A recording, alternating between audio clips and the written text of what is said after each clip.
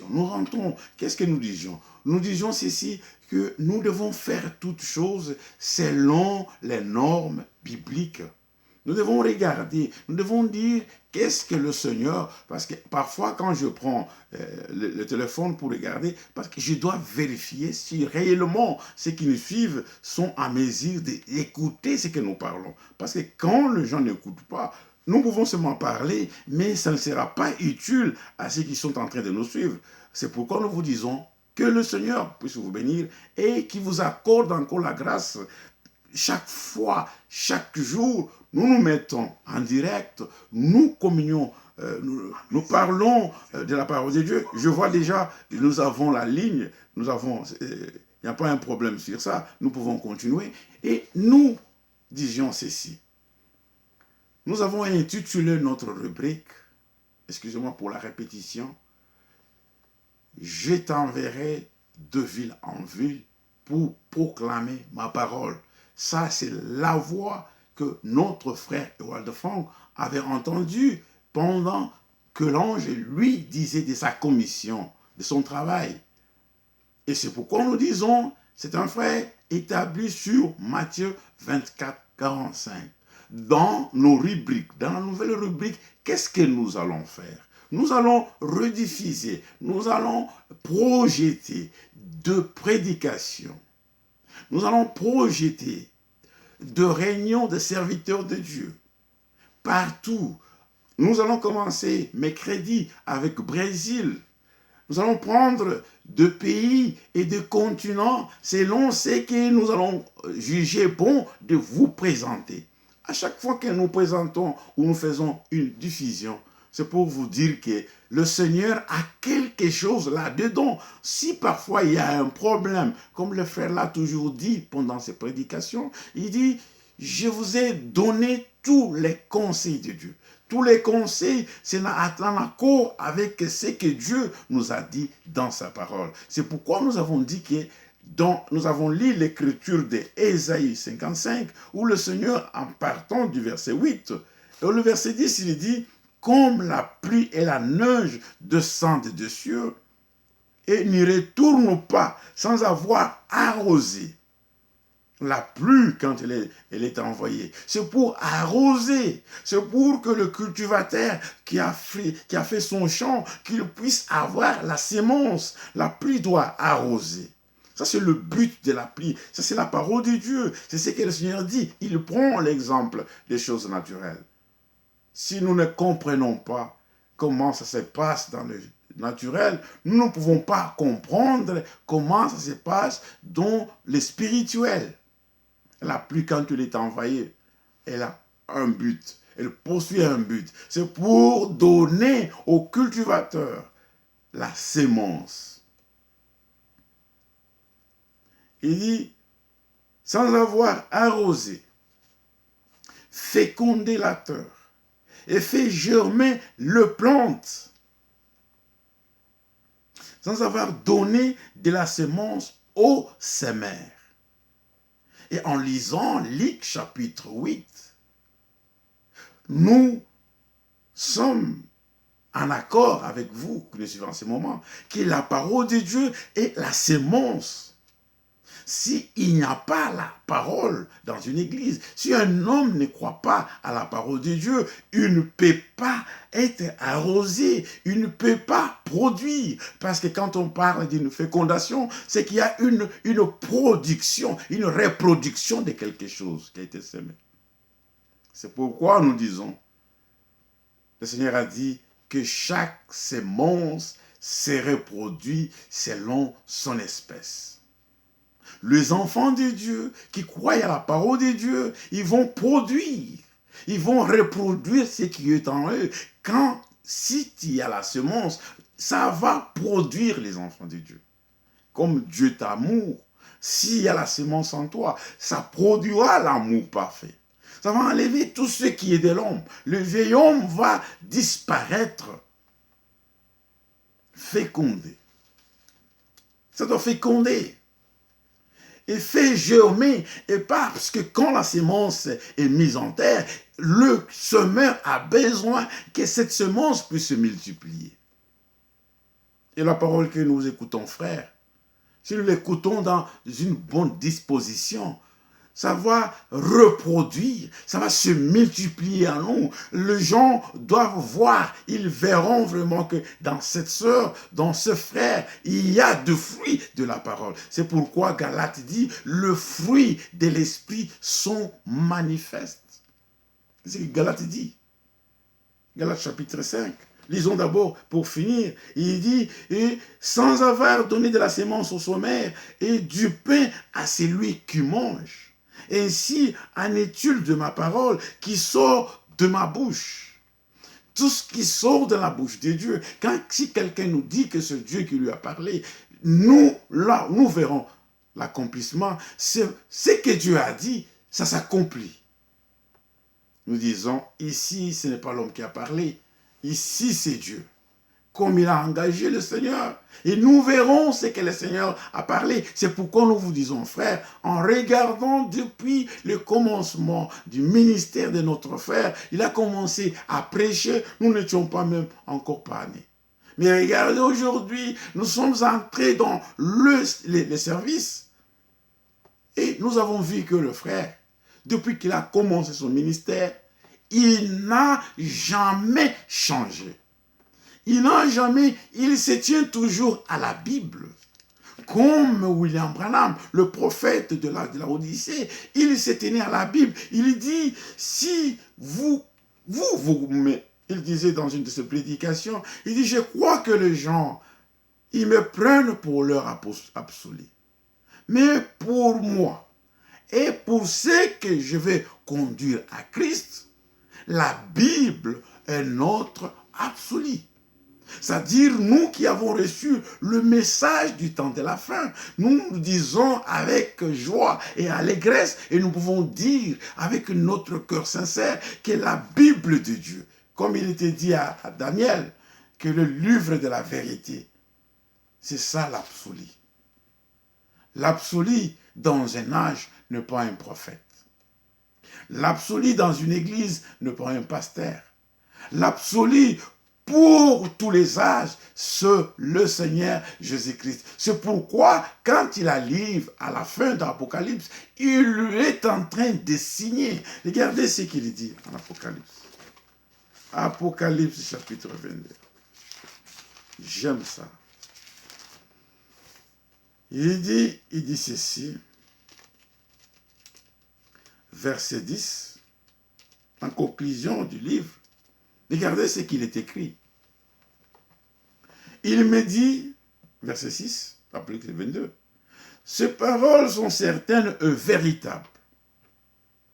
De paroles du livre qui sont certaines. Ce qui sort de la bouche du Seigneur, c'est ça ce qui est la vérité.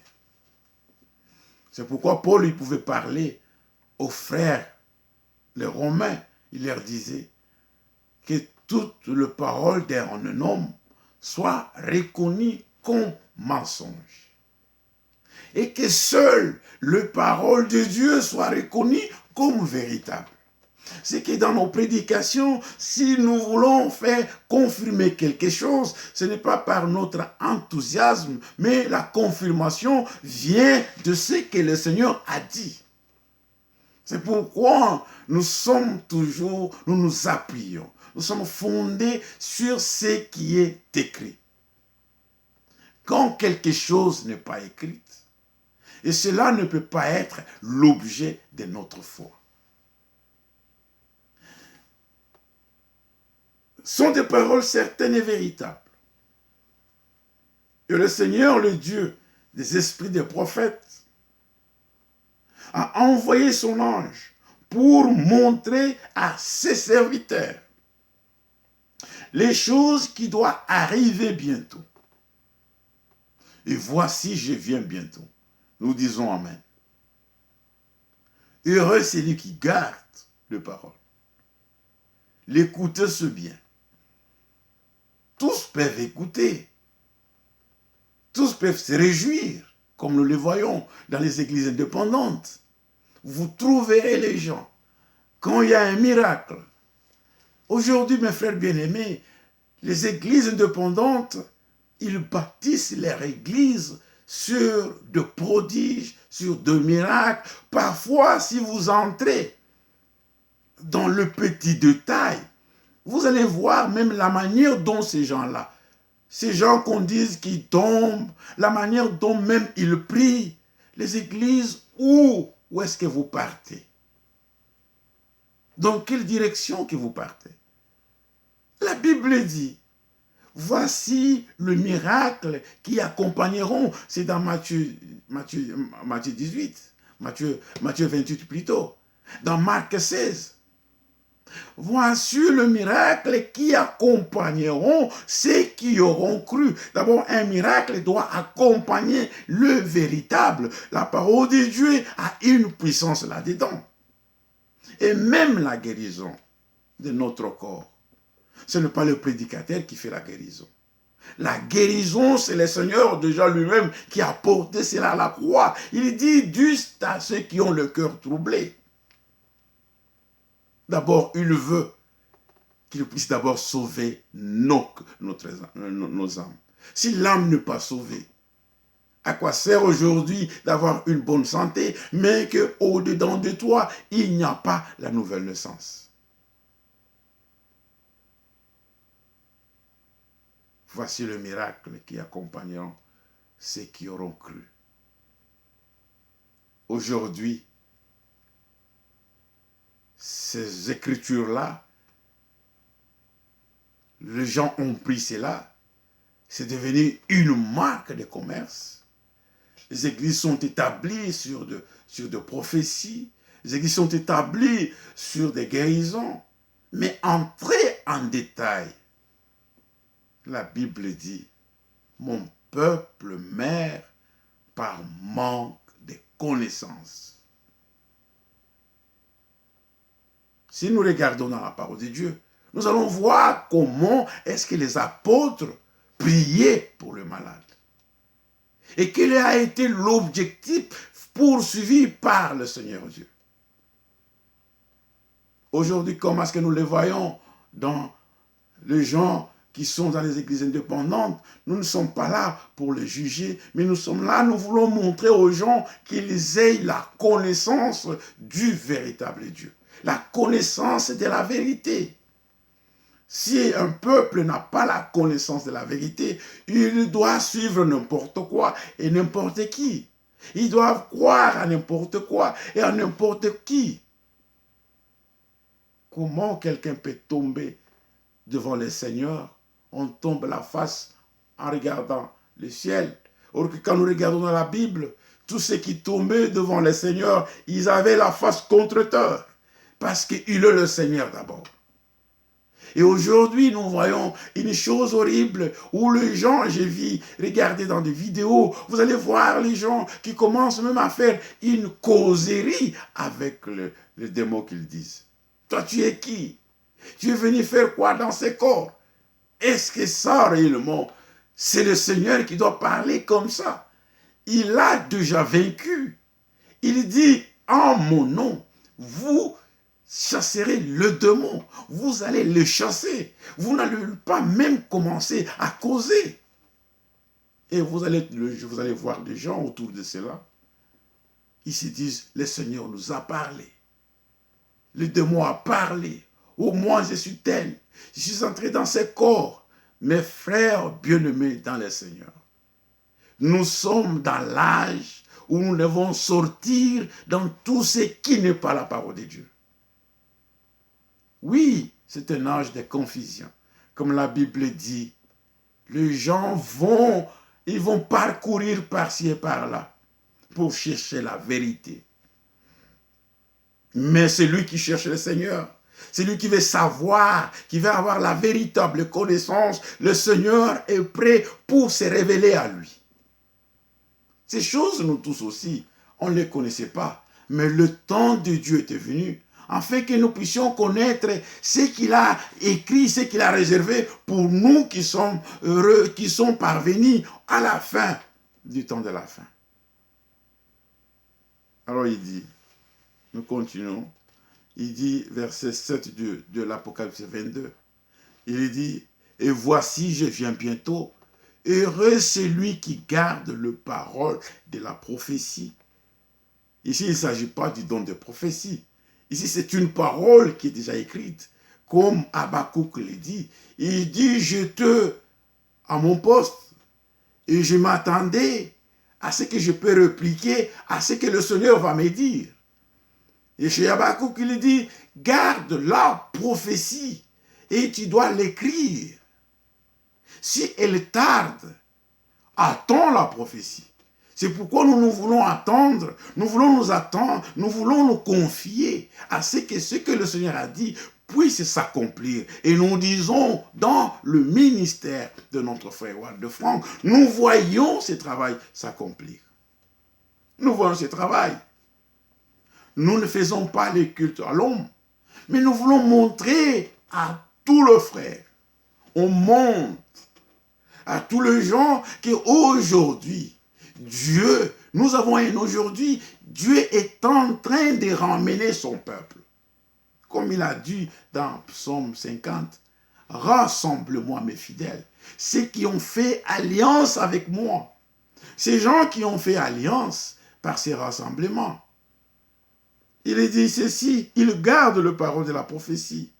Il dit, c'est moi qui ai entendu et vu ces choses, et quand j'ai entendu, c'est Jean qui les dit ici. Il dit, quand il a entendu cela, il tomba aux pieds de l'ange qui les montrait pour l'adorer. Regardez, c'est lui qui était au service du Seigneur. Quand il a vu que l'autre voulait l'adorer, le verset 9, il me dit, garde-toi de le faire. Comme il était dit à Jean, nous devons nous garder à adorer une personne que le Seigneur a envoyée comme un serviteur. Nous le voyons dans les cas de ce gens qui se disent qu'ils suivent Frère Branham. Ils ne le suivent pas. Suivre Frère Branham, c'est suivre, c'est prendre en considération ce que le Seigneur a mis dans sa bouche pour nous parler. Parce que Dieu a toujours parlé à l'homme mortel par son frère mortel. Maintenant, le verset 12, il dit, « Voici, je viens bientôt, et ma rétribution est avec moi, pour rendre à chacun ce qu'est son œuvre. Voici, je viens bientôt. Je suis l'alpha et l'oméga, le premier et le dernier, le commencement et la fin. » Il est en train de parachever à la fin du livre. C'est pourquoi nous voulons vous dire que nous prenons en compte, en considération, simplement ce que le Seigneur a dit. Et pour finir avec notre présentation d'abord, avant que nous puissions lire la parole de Dieu, pour le partage de ce lundi, nous voulons expliquer que nous commencerons à projeter des vidéos et de prédications, des réunions avec des serviteurs de Dieu, de notre frère Walde Franck de Krefeld. Commencerons par pays, et cela pour montrer aux gens qu'aujourd'hui, comme il était dit à Frère Branham, on lui a posé la question, est-ce que l'Église aura-t-elle un ministère? Le frère répond, il dit oui, si l'Église aura un ministère. Ce ministère consiste aux apôtres, aux prophètes, aux docteurs, aux pasteurs, aux évangélistes, pour l'édification de saints frères. Nous n'avons pas simplement un seul ministère. Dieu parle avec une seule personne. Mais il a aussi d'autres personnes qui prennent ce que Dieu a dit et qui le dispensent aussi aux autres, comme il est dit dans Corinthiens. Nous sommes des ambassadeurs avec Christ. C'est pourquoi, bien-aimés, voilà le but de la nouvelle rubrique. Nous partons d'innovation en innovation. Et nous disons que le Seigneur vous bénisse richement pour vos commentaires et qu'il vous bénisse de tout ce que vous nous écrivez, frères. Ça va droit au cœur parce que nous avons des frères qui ont ce temps-là de nous suivre et de faire un peu de commentaires. Parfois, nous voyons comment vous êtes en train aussi de partager des vidéos que nous partageons.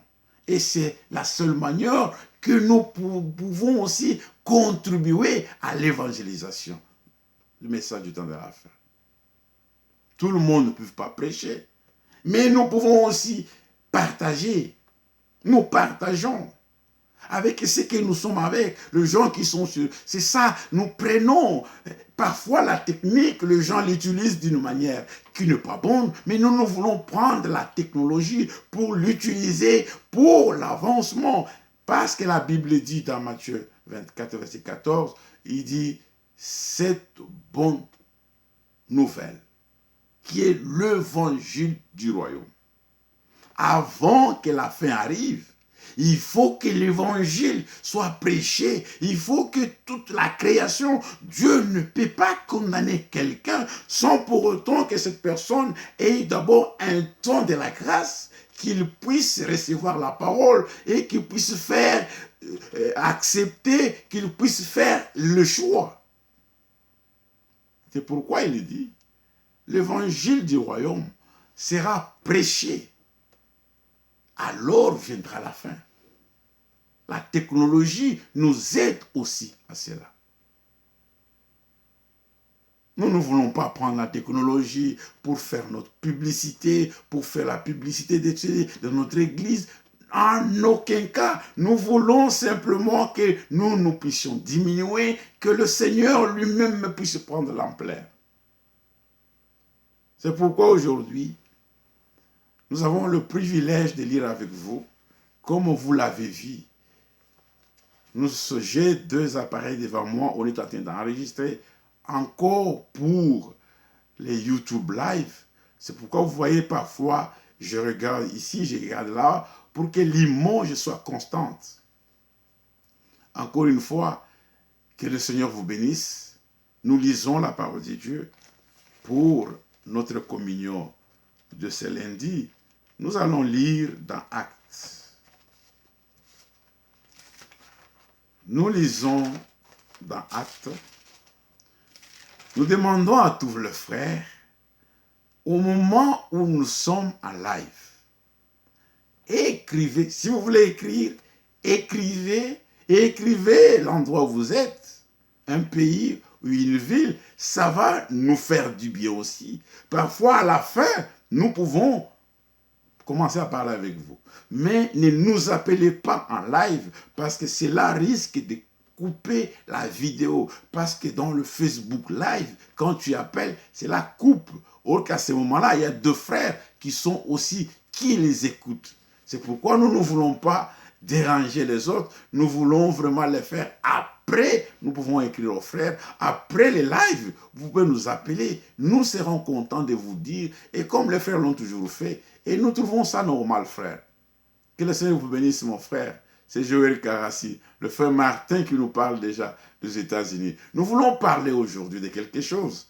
Nous avons d'abord montré pourquoi nous avons une nouvelle rubrique intitulée « Je t'enverrai dans d'autres villes pour proclamer la parole de Dieu ». Ma parole. Ça, c'était la commission qu'on a donnée à notre frère Ewald Frank. Et c'est pourquoi vous voyez, parfois, nous diffusons, nous rediffusons encore. Et nous vous disons, frère, avant que nous puissions rediffuser les vidéos que vous voyez, moi-même, je dois écouter cela. Je dois écouter 2 ou 3 fois.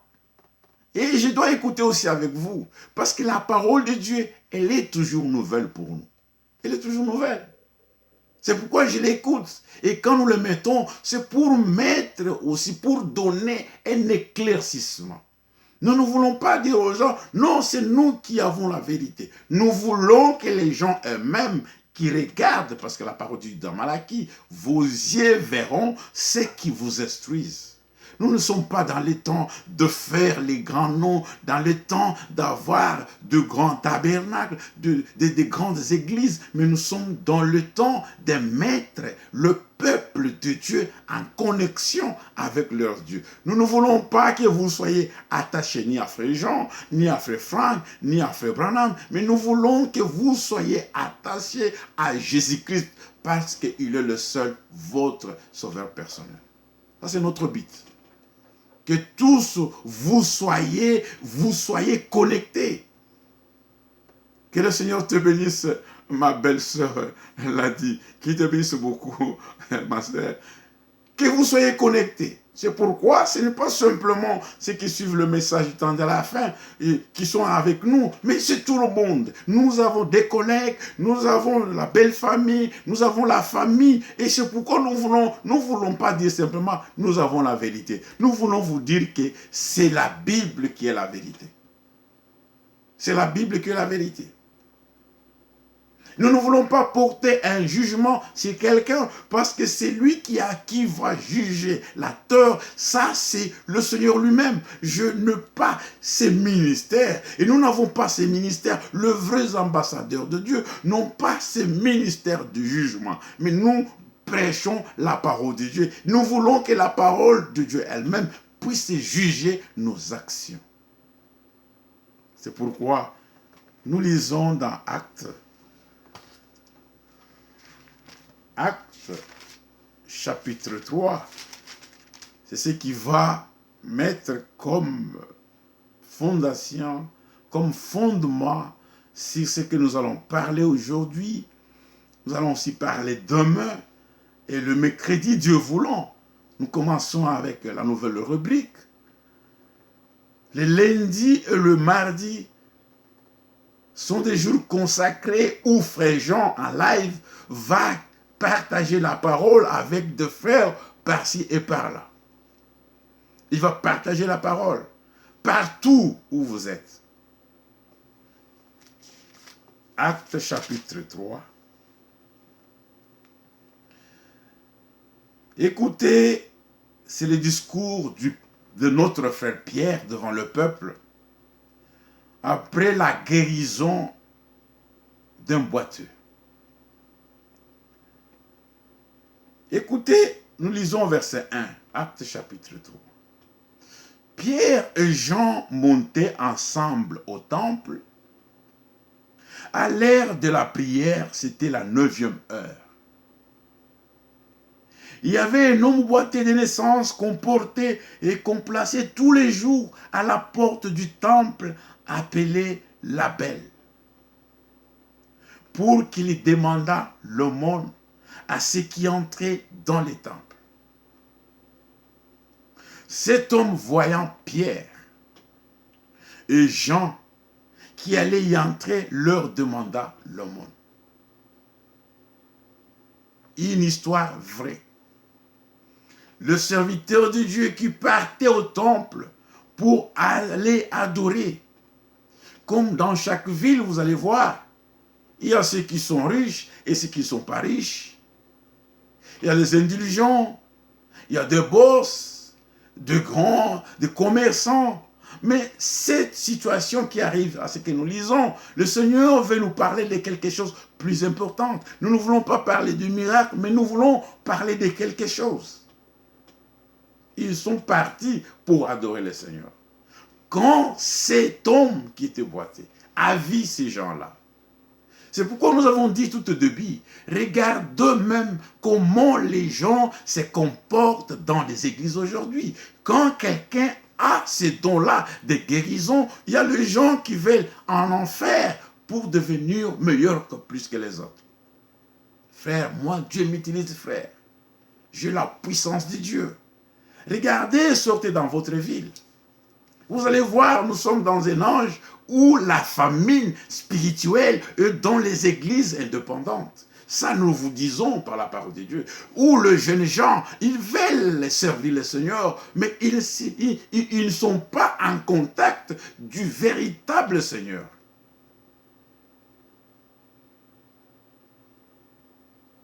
Il a la puissance. Il s'enorgueille. Il devient très orgueilleux. Il parle aux autres. Mais regardez l'attitude de Pierre et de Jean. Quand cet homme qui était dans une situation qui est lamentable, il a demandé. Il les a demandés en les voyant. Mais regardez ce que le Seigneur dit. Pierre fixa les yeux sur lui. de même que Jean. Il a fixé les yeux sur lui et dit, regarde-nous. C'était des gens qui étaient humbles. Pas comme c'est aujourd'hui quand quelqu'un s'appelle déjà serviteur de Dieu. Regardez, comme je voulais le dire, regardez dans votre ville, regardez les affiches qui sont plaquées dans la maison, dans le riz. Regardez même le thème que les gens écrivent. Je regardais des affiches que les gens ont mis sur Facebook. Non, non, non, non, non, non, non, non. Thème aujourd'hui. Ce que Dieu n'a jamais vu. Les 5 choses que Dieu n'a jamais vues. J'ai dit, mais ces gens-là, ils sont déjà faux au départ. Oh, sur le sein de la femme sinamite. Mais par le thème même, vous voyez que ces gens-là, ils n'ont pas l'esprit de Dieu. C'est plein partout dans le pays. Des conventions, des séminaires bibliques, des conférences bibliques de 4 jours pour que nous ayons la puissance. C'est qu'avant ces 4 jours-là, vous n'avez pas eu la puissance. La parole de Dieu, nous devons la suivre chaque fois que nous avons l'occasion d'aller à l'église. Nous devons y aller pour que nous ayons l'instruction, pour que nous soyons enseignés par Dieu lui-même.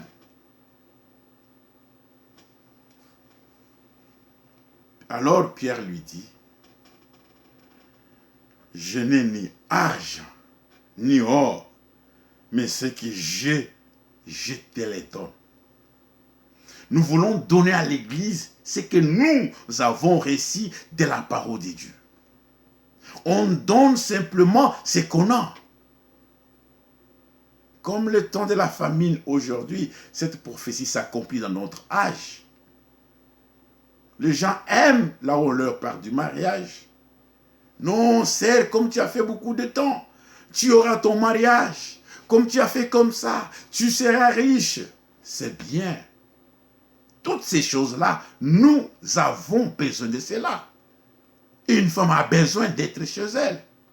Et même étant dans les mariages, a besoin d'avoir des enfants. C'est normal. Ce sont des choses qui sont normales. Mais nous, la première chose que nous poursuivons, c'est avoir d'abord être en communion avec le Seigneur et avoir la vie éternelle. C'est ce que dans Jean chapitre 3, quand Nicodème est allé chez Jésus, il lui a dit, il te faut naître de nouveau. Il lui a dit, nous savons que tu as la vérité. La vérité, c'est quoi? Le but poursuivi par notre Dieu, c'est que nous ayons d'abord la vie éternelle, que nous récupérons cette vie que nous avions avant que le péché puisse entrer.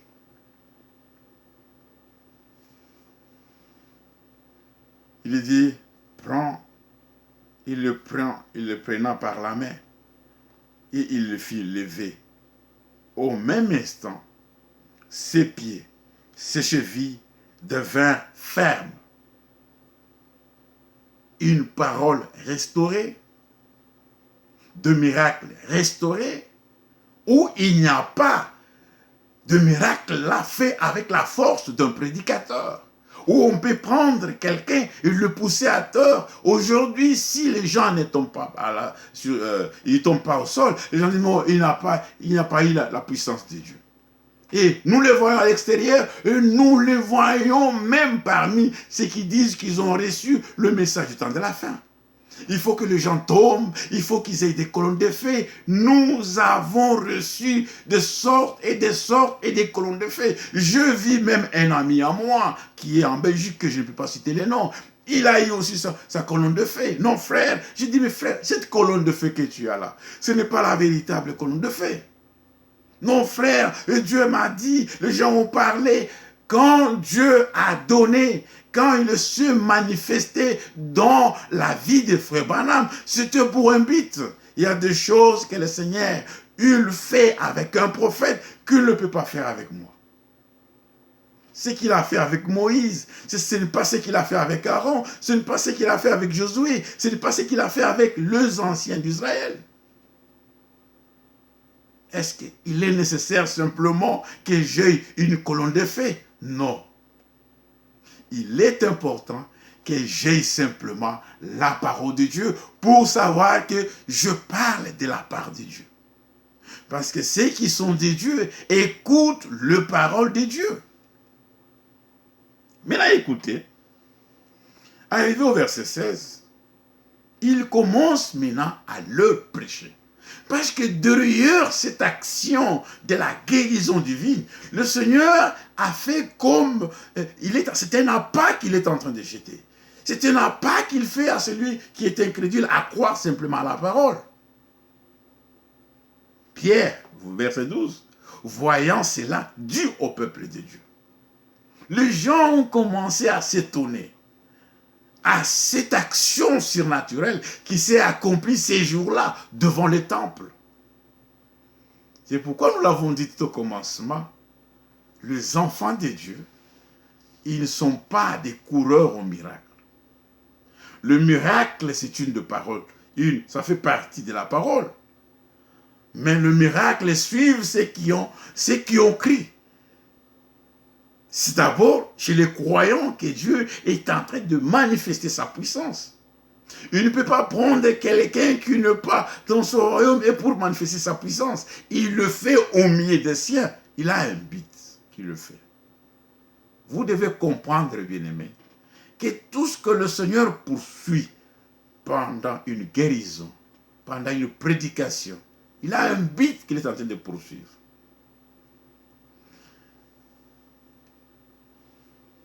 Regardez le verset 10, il dit, il connaissait que c'était celui qui était assis à la porte du temple pour demander l'aumône. Et il fut rempli d'étonnement et de surprise au sujet de ce qui lui est arrivé. On a vu l'homme marcher. On a vu l'homme commencer à partir. On dit, mais cet homme, c'est celui qui était à la porte chaque fois qu'il demandait l'aumône. Il y a eu l'étonnement. Parfois, les gens s'étonnent en voyant la puissance de Dieu dans l'église, en voyant la puissance chez un prédicateur. Mais le Seigneur, en tout cela, il poursuit un but, mes frères. Il y a un but poursuivi. Est-ce que c'est pour élever le prédicateur? Loin de là. Est-ce que c'est pour que cette église puisse s'enorgueillir devant les autres pour dire que c'est nous qui avons, ou c'est notre pasteur qui a la puissance? Loin de là. Le but de Dieu, c'est ce que Pierre dit dans le verset 12. Et le verset 11, il dit, comme il ne quittait pas Pierre, là où le Saint-Esprit fait son action, le Seigneur attache le sien à lui-même. Il attache le sien aux véritables hommes de Dieu. C'est pourquoi nous voulons être attachés aux véritables hommes de Dieu. Nous voulons être attachés aux véritables évangélistes, aux véritables apôtres, aux véritables pasteurs, aux véritables docteurs. Être attachés, parce que la loi de Dieu, c'est recevoir un serviteur de Dieu envoyé. Pas appelé, mais qu'il est envoyé. Parce que quand Dieu envoie son serviteur, il lui dit et il lui montre même le plan. Comment tu peux aller dans un champ missionnaire? Comment tu peux t'introduire dans un service où tu ne connais pas le plan? Gloire soit rendue à Dieu. Parce qu'il a voulu qu'en ces temps ici, pas simplement nous sommes ses enfants, mais il nous a fait révéler, il nous a donné son plan. Nous connaissons le plan de Dieu en ces temps ici. Qu'est-ce que Dieu fait avec nous? Qu'est-ce qu'il fait avec le monde? Qu'est-ce qu'il fait avec Israël? Qu'est-ce qu'il fait avec son Église? C'est pourquoi nous disons, frères, dans ce temps de la préparation, nous voulons être attachés aux hommes de Dieu mandatés et envoyés par Dieu lui-même. Parce que quand on est attaché à celui qui a été envoyé, on connaîtra la vérité. Et on saura, on pouvait comprendre, pour chaque travail, nous avons un plan qui nous est donné. Ils étaient tous étonnés. Ils accouraient par-ci, par-là. Cette chose haï l'impact. Et écoutez, maintenant le but. Pierre, voyant cela, dit au peuple, hommes israélites, regardez même la manière que le frère est en train de se présenter. Il dit, Pierre, voyant cela, dit au peuple, si c'était dans notre temps, et que quelqu'un voit que tout le monde parlait de lui, qu'il a un vrai ministère, il va tirer les gens vers lui. Mais Pierre n'avait pas. C'était quelqu'un rempli par l'Esprit de Dieu.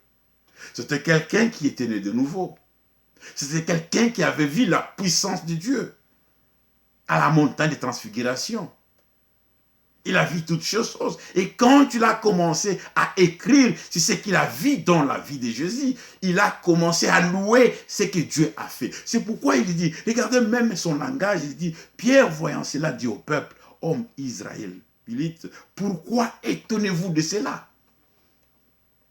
Pourquoi avez-vous le regard fixé sur nous? Pourquoi avez-vous le regard fixé sur le prédicateur? Pourquoi avez-vous le regard fixé sur le don que Dieu est en train de ceux qui ont les 9 dons dans votre église? Comme si c'était par notre propre puissance ou par notre piété que nous eussions fait marcher cet homme. Alléluia. Je dis amen à cela. Pierre leur montre que ce n'est pas par notre puissance. Ils sont restés tout autour de Pierre. Mais ils devaient savoir, ils devaient vraiment se demander quel est l'objectif poursuivi par notre Dieu en faisant ces choses ici. Oh, nous aimons les hommes de Dieu qui ont l'humilité. Alors il dit, ce n'est pas par notre puissance ou par notre piété. Frères, dans la domination, même s'il y a des miracles qui se font dans votre église, authentiques, parce que la pluie tombe sur les justes et sur les injustes. Mais le but que Dieu poursuit, c'est pour que tu puisses comprendre que sur la terre et au ciel, et en bas de la terre, il y a un être suprême que nous devons adorer. Le Dieu d'Abraham, le Dieu d'Isaac et de Jacob. En citant cela, il parle d'un Dieu vivant. Abraham n'était pas, à ce temps-là, il n'était pas encore. Il était déjà mort. Il dit, le Dieu d'Abraham, le Dieu d'Isaac et le Dieu de Jacob, le Dieu de nos pères, a glorifié son serviteur Jésus, que vous avez livré et nié devant Pilate, qui était d'avis qu'on puisse les relâcher. Vous avez renié les saints et le juste. Et vous avez demandé qu'on vous accordât la grâce de maîtriser. Parfois, les choix des hommes, nous choisissons parfois mal. C'est pourquoi, comme des élus de Dieu, nous aimerons que notre choix, que nous puissions le faire en regardant toujours avec la parole de Dieu. Là, le choix pour l'écoute de la parole, le choix pour l'église, le choix pour ce que je dois écouter pour avec toute ma famille. Le choix pour celle ou celui qui peut faire toute ta vie avec, dans la maison, le choix du couple. Vous savez, parfois, les erreurs que les gens commettent, c'est quoi? Il y a une seule manière que Dieu veut que l'homme puisse venir à lui. C'est par l'écoute de la prédication. Ça, c'est Paul qui dit, je n'ai pas honte de l'évangile, car c'est une puissance. Mais parfois, vous allez voir, les gens dans les églises, ils peuvent dire, bon, écoute frère, je suis allé me marier en dehors.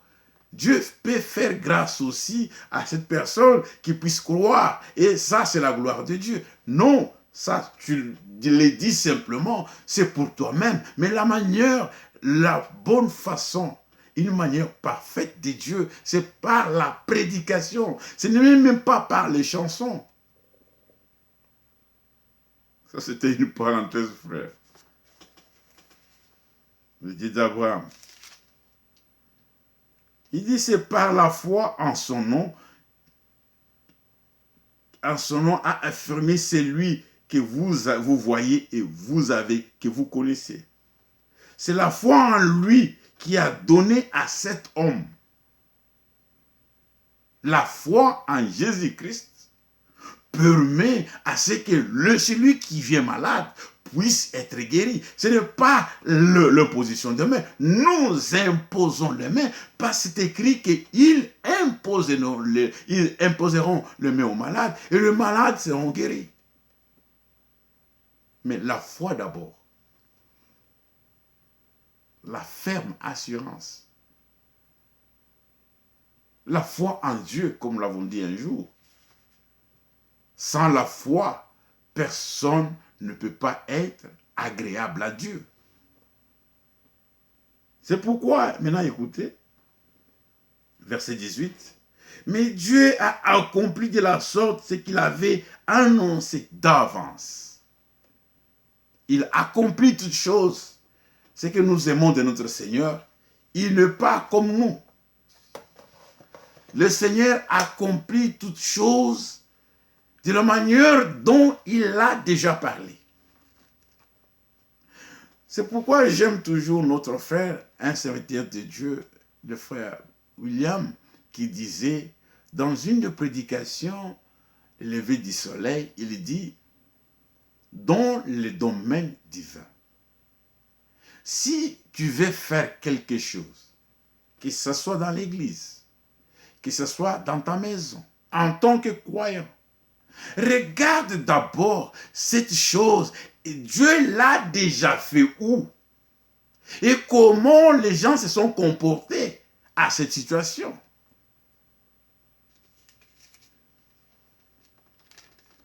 Car par la bouche de ces saints prophètes, que son Christ devrait souffrir. Repentez-vous donc et convertissez-vous pour que vos péchés soient effacés, afin que de temps de rafraîchissement vienne de la part du Seigneur et qu'il envoie celui qui vous a été destiné, Jésus-Christ. Après une guérison divine, l'homme de Dieu prend la parole. Il commence à leur dire, le Dieu de Jacob, le Dieu d'Abraham, il a fait toutes ces choses-là. Il avait déjà annoncé ce que vous voyez aujourd'hui. Il dit, c'est par la foi en Jésus-Christ que cet homme que vous avez vu. Il laisse la personne qui a été guérie.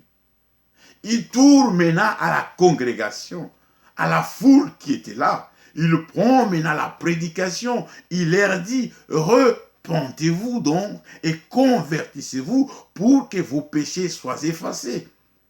Ne soyez pas toujours à dire, nous avons un véritable Dieu. Dieu manifeste sa puissance au milieu de nous. Mais il dit, repentez-vous. Il y a des gens qui vont dans les églises. Ils ont par enthousiasme ou par habitude.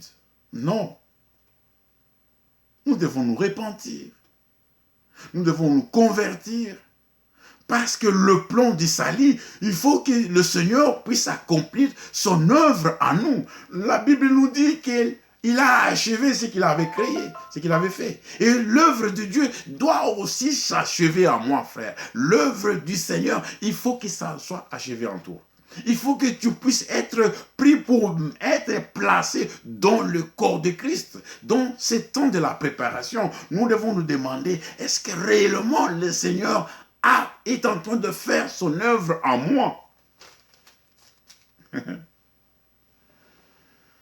Il dit, enfin que le temps de réfléchissement vienne de la part du Seigneur et qu'il envoie celui qui vous a été destiné, Jésus-Christ, que le ciel doit recevoir jusqu'au temps de rétablissement, jusqu'au temps de la restauration de toutes choses dont Dieu a parlé anciennement par la bouche de ses saints prophètes.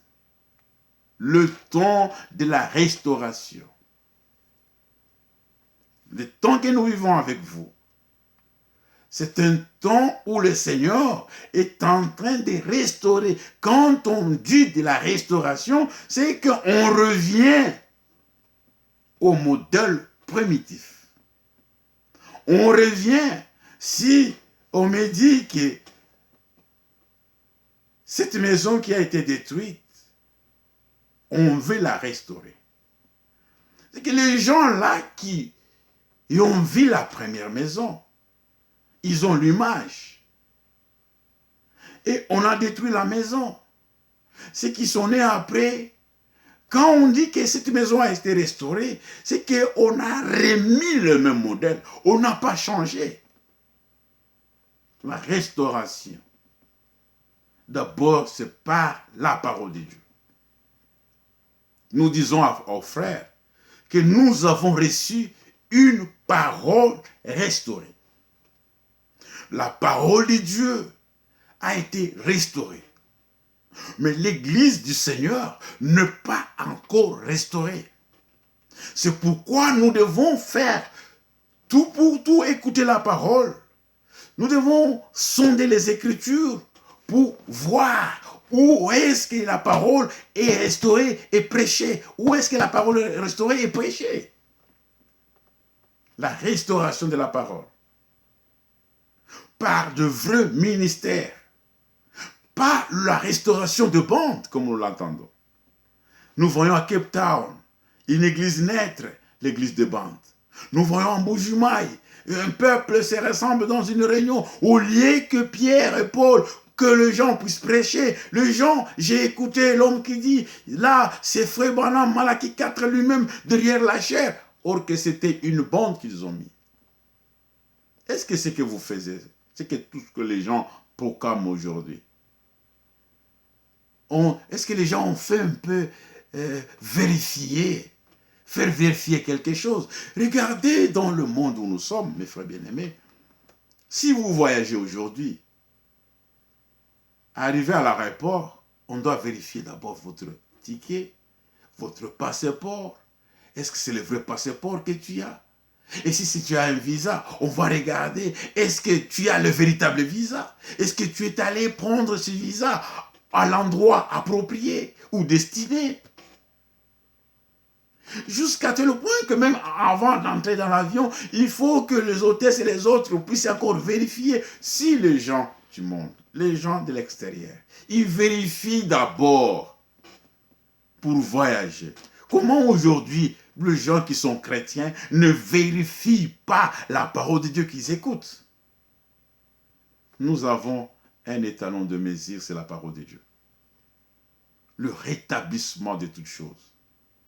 Dieu doit rétablir toutes choses dans son Église.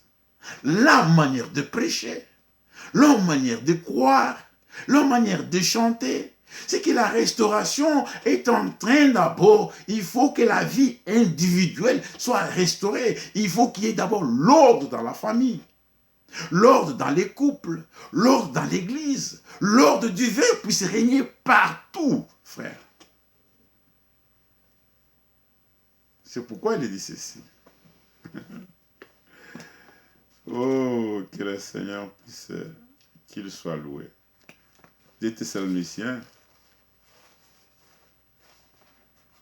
le salut repose sur le repos. Quand nous parlons du rétablissement de toutes choses, le temps de rafraîchissement, c'est le temps de repos du Seigneur. Ils veulent que son peuple marche dans ce temps de rétablissement, afin qu'il envoie le temps de rafraîchissement.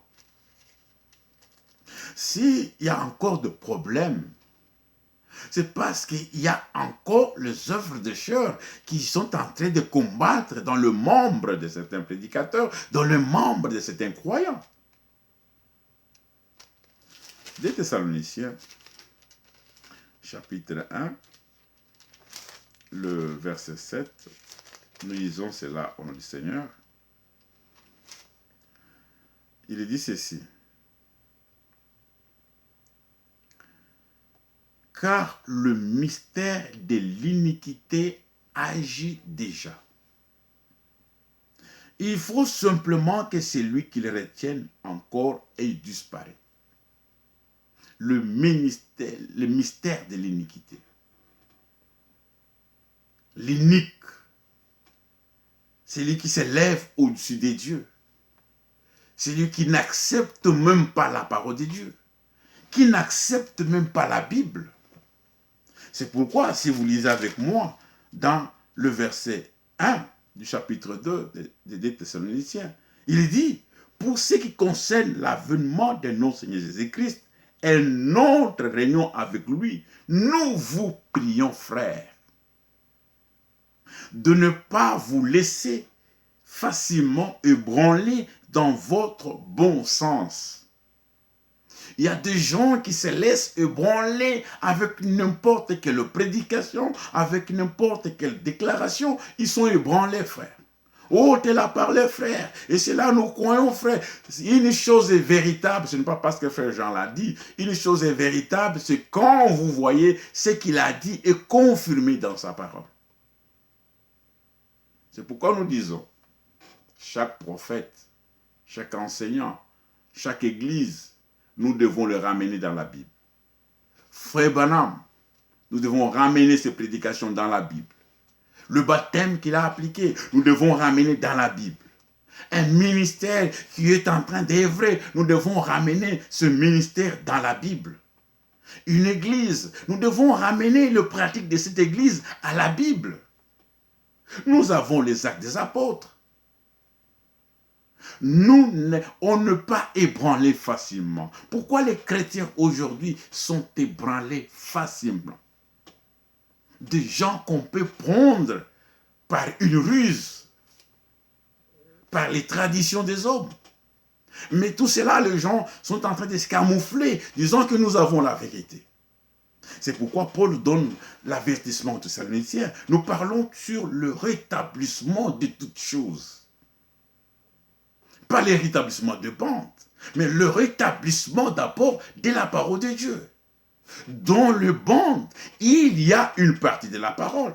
Et il y a aussi une partie que un prophète parle. Il dit, j'étais parti dans la chasse, j'ai fait ceci, quand je partais avec ma famille. Ça, ce n'est pas la parole de Dieu, frère. C'est pourquoi j'aime toujours quand le frère Franck dit, lisez mes publications. Écoutez les prédications de frère Branham, mais prêchez la parole de Dieu. C'est que dans ce que l'homme de Dieu a parlé, il y a la parole de Dieu. C'est pourquoi nous disons, comme Ésaïe 40, il est dit, l'herbe sèche, la fleur tombe, mais la parole de Dieu doit demeurer éternellement. Nous voulons que la parole demeure en nous. De ne pas vous laisser facilement ébranler dans votre bon sens et de ne pas vous laisser troubler, soit par quelque inspiration. Oh, Dieu m'a dit.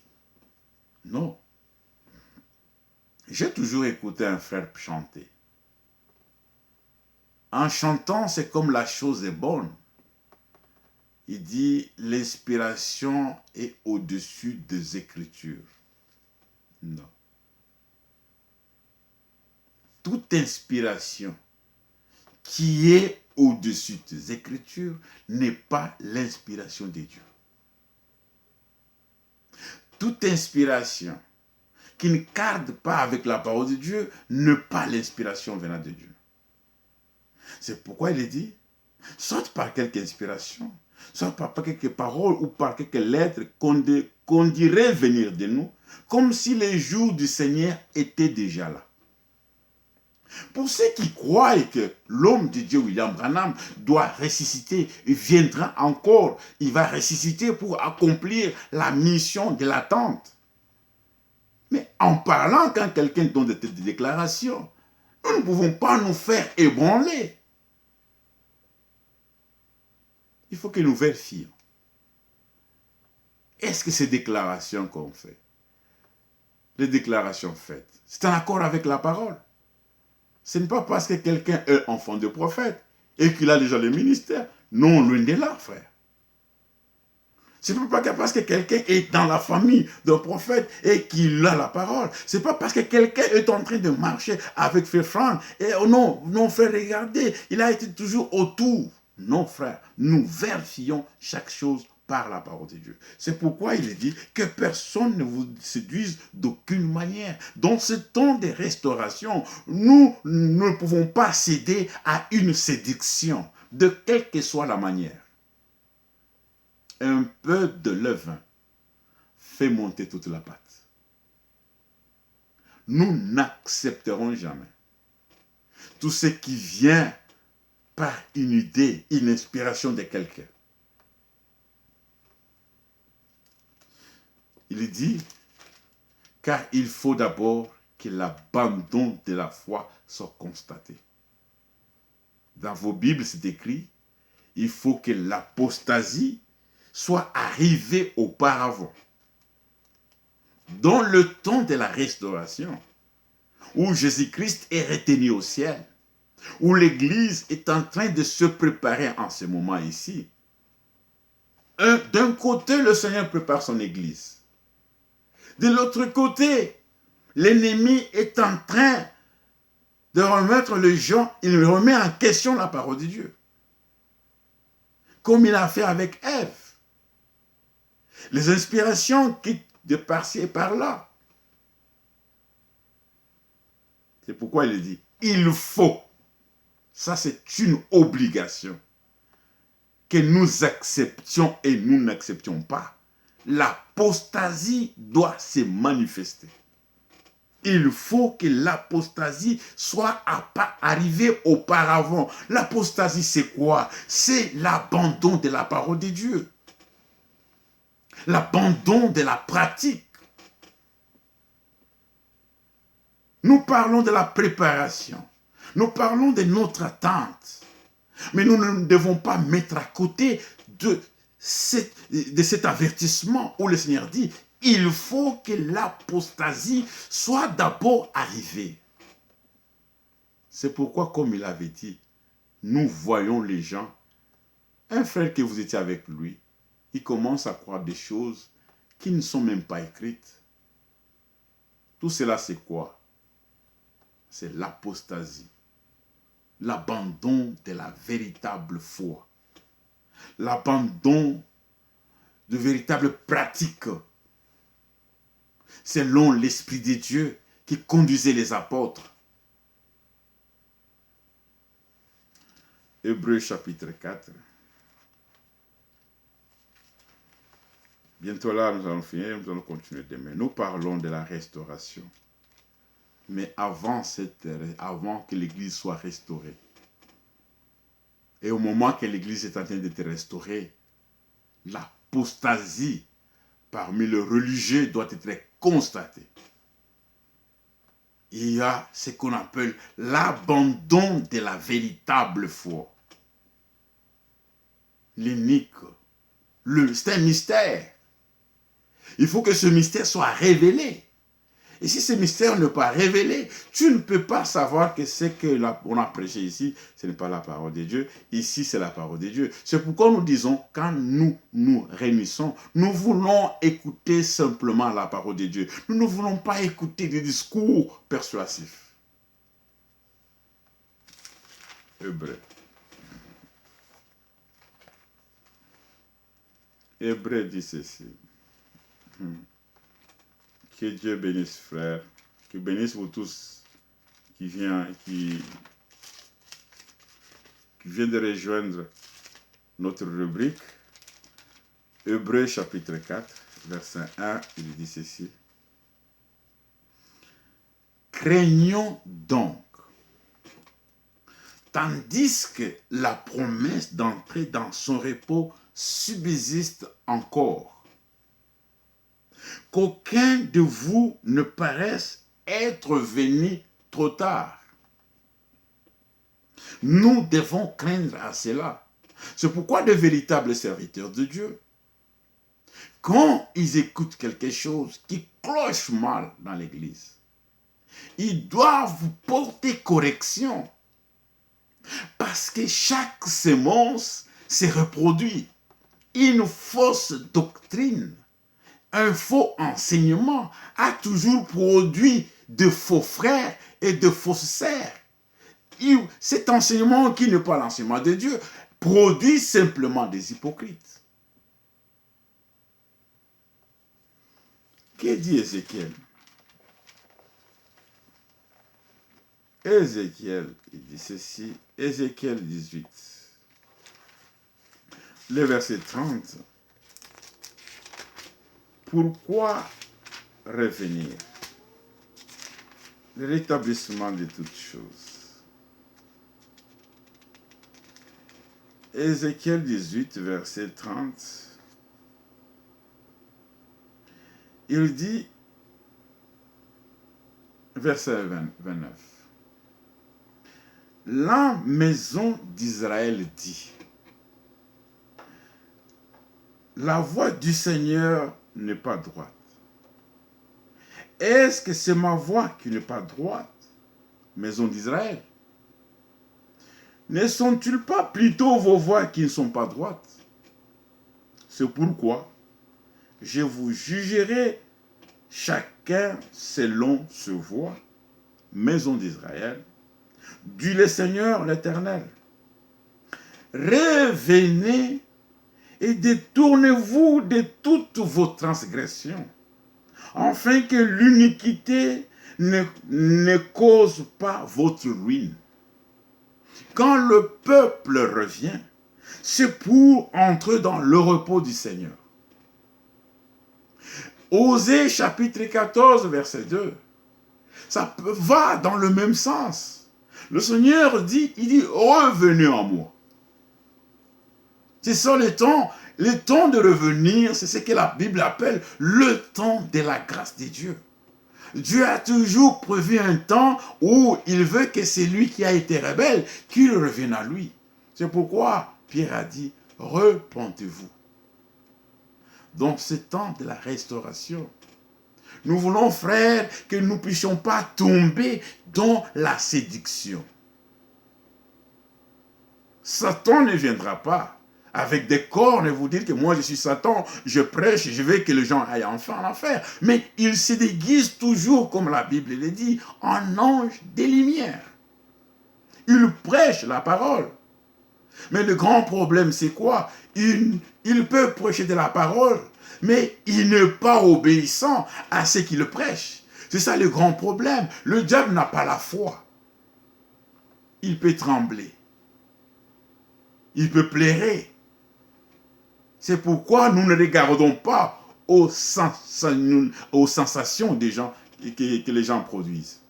Mais nous regardons quel est l'objectif. Est-ce que ce que j'écoute, ça donne le repos à mon âme?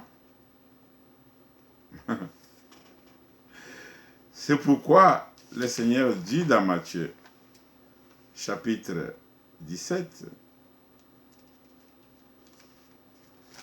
parce que dans ce temps de rétablissement, on ne peut pas parler de la restauration et aller à côté de ce que le Seigneur a fait dans notre génération. C'est pourquoi dans Matthieu chapitre 17, nous allons bientôt finir parce que dans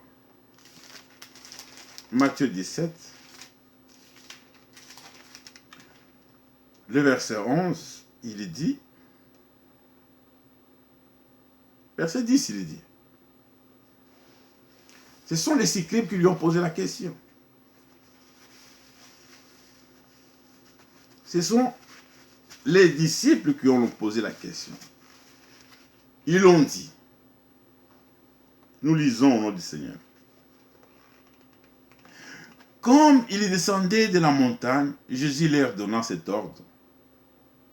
Ne parlez à personne de cette vision jusqu'à ce que le Fils de l'homme soit ressuscité de mort. Mais là, il dit, les disciples lui firent cette question. Pourquoi donc les scribes disent-ils qu'Élie doit venir premièrement? Ça a été une prédication, c'est les scribes.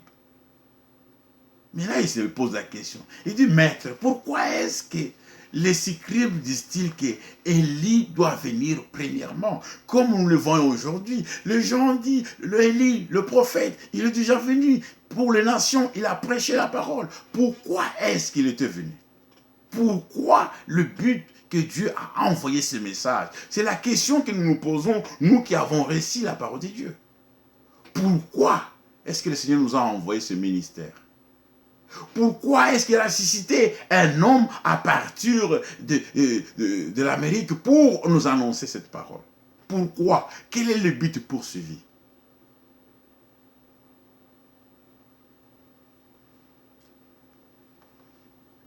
Il répondit, il est vrai qu'Élie doit venir et rétablir toutes choses. Il faut que toutes choses soient rétablies, frère. L'ordre divin doit être rétabli dans le ministère. Il y a de grands problèmes dans les églises, comme le frère le disait, que ce n'est pas les brebis qui causent des problèmes, c'est toujours ceux qui prêchent la parole, qui sont les auteurs de tout trouble.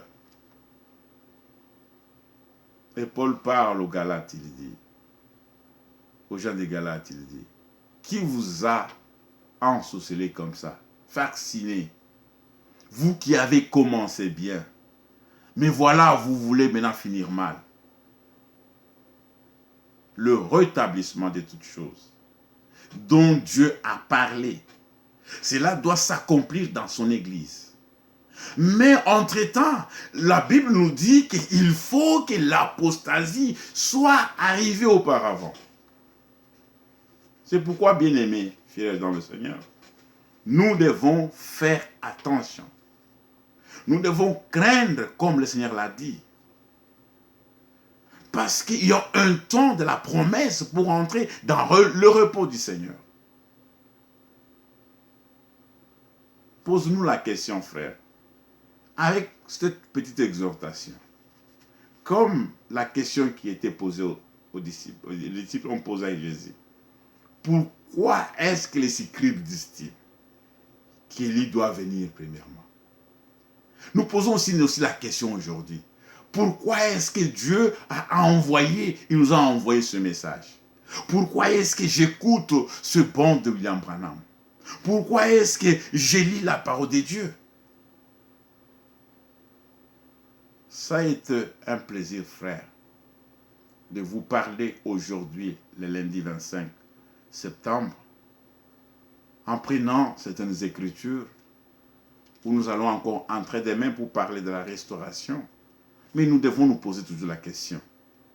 Dieu n'est pas un homme pour jouer à la religion, pour faire toutes choses, pour qu'on puisse le voir. Mais il a un but, comme il a dit dans sa parole, Ésaïe 55. C'est parce que la parole, quand elle est prêchée, elle doit accomplir, elle doit féconder, elle doit faire germer quelque chose. La parole de Dieu. Et c'est lui qui sème la bonne parole. C'est le Fils de l'homme. C'est pourquoi la question a été posée. Est-ce que quand le Fils de l'homme viendra, trouvera-t-il la foi sur la terre? La foi véritable dans les Écritures. Est-ce qu'elle va aussi? C'est une question qui a été posée. Merci beaucoup, bien-aimés frères dans le Seigneur. Un plaisir pour moi de vous parler. Nous avons un peu mis comme base pour nos prédications futures, où nous parlons sur la restauration de toutes choses. La Bible dit la restauration de toutes choses. La restauration de la parole d'abord dans l'Église. Parce que quand la parole n'est pas respectée dans une Église, quand le prédicateur ne respecte pas la parole de Dieu, nous n'aurons jamais les résultats escomptés. Nous vous saluons et nous vous disons que Dieu vous bénisse beaucoup. Soyez bénis et Dieu voulant, demain, nous serons encore ensemble et nous allons partager à la même heure la parole de Dieu. Que Dieu soit loué et qu'il vous bénisse, chers frères, chères sœurs, collègues et amis. Voilà Nous avons fini aujourd'hui par là. Et nous vous disons que nous sommes le bien-aimé parce que Dieu nous a révélé sa parole. Sortez dans tout ce que les hommes sont en train de faire. Ne soyez pas des produits de marchandises. Ne vous appauvrissez pas par des enseignements traditionnels.